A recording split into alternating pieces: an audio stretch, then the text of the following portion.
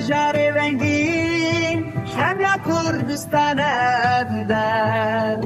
عزانی شیرین گلی منم اما بابکن ولا تخوى شزاحو حتى حكاري لبرشة مدجلة وفرات شموسل حتى حول ريخا كما يا بيروز وباك